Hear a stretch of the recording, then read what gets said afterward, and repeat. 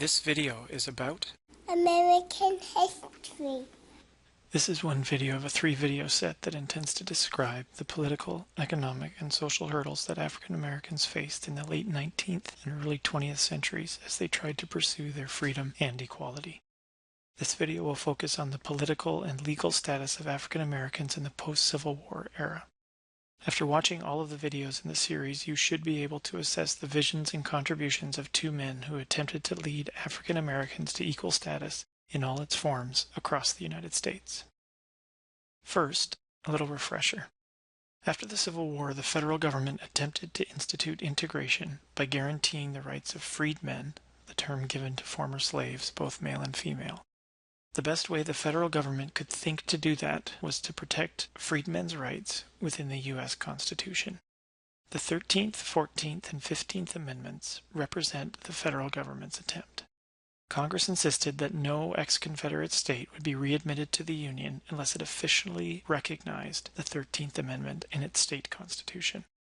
Some state governments in those former Confederate states were run by Republicans, which made the observation of these laws less difficult, and, let's be honest, the presence of Union soldiers didn't hurt either.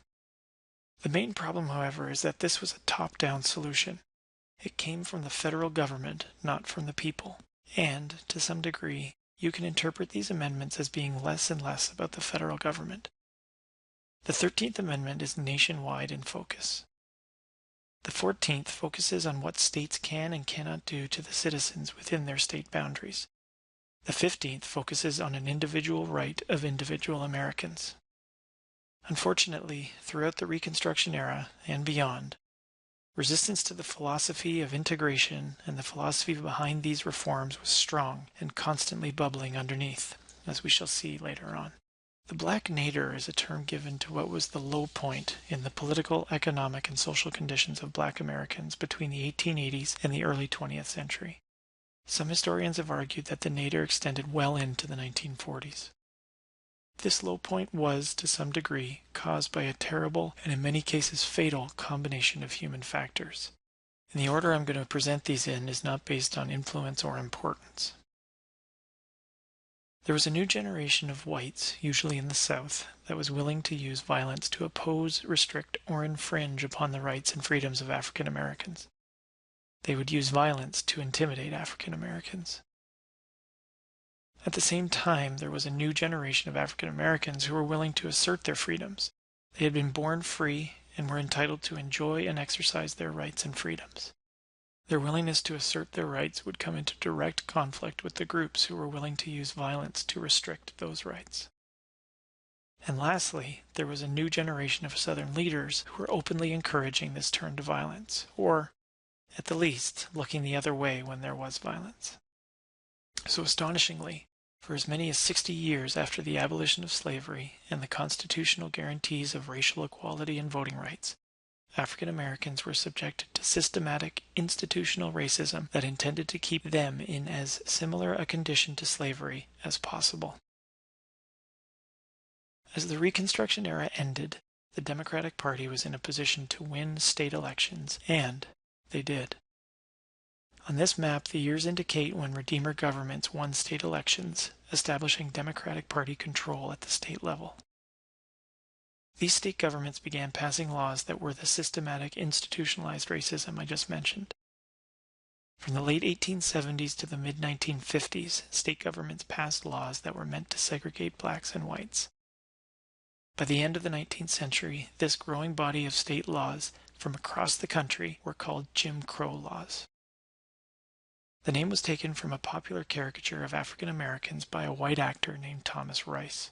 Rice performed a caricature in a popular play of 1828 that portrayed African Americans as unintelligent, simple beings.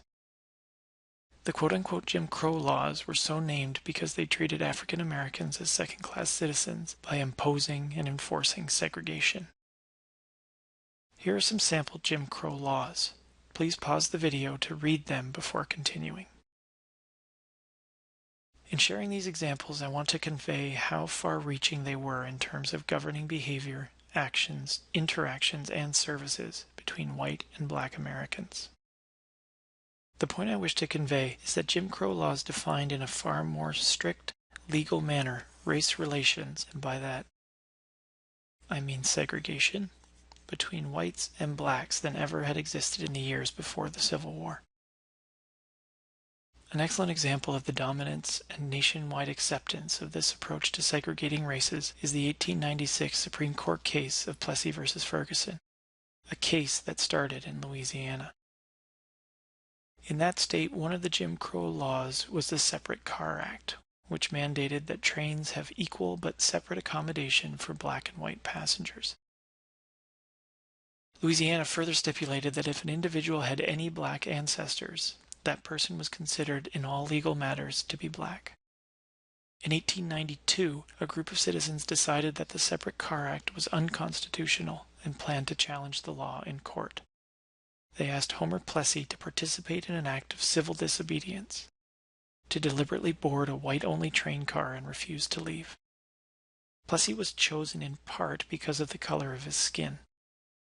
He had a very fair complexion, which made it possible for him to buy a white car ticket, but his one black grandparent determined his race according to Louisiana law. He was questioned about his ticket, he was questioned about his race, and he was arrested for being a black man riding in a whites-only car. Plessy and his supporters lost the initial case, and they appealed and continued to lose at each subsequent level of court. After 4 years, his case was eventually argued before the Supreme Court. Their decision in this case confirmed the second-class status of African Americans in American society. The law was upheld. Here's an excerpt from the text of the decision. For those uncomfortable with some of the terminology, I have tried to simplify it.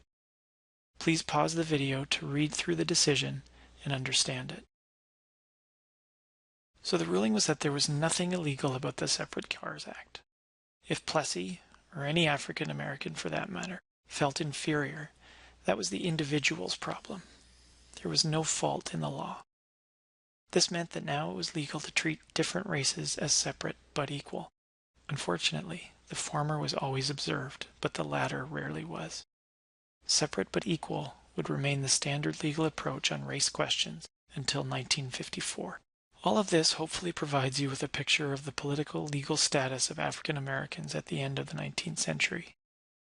Many states would use the Supreme Court's endorsement of segregation as grounds for passing more Jim Crow laws to further restrict the rights of Black Americans, as you can see here in these images. The Black community considered its options on how to effectively pursue their equality and freedom. 2 voices came to the fore in the debate. One was the voice of Booker T. Washington, and the other was the voice of W.E.B. Du Bois. These men had different views on the best strategy for improving the lives of African Americans across the United States, and, as we shall see, it foreshadows the debate among African Americans in the 1950s and 60s.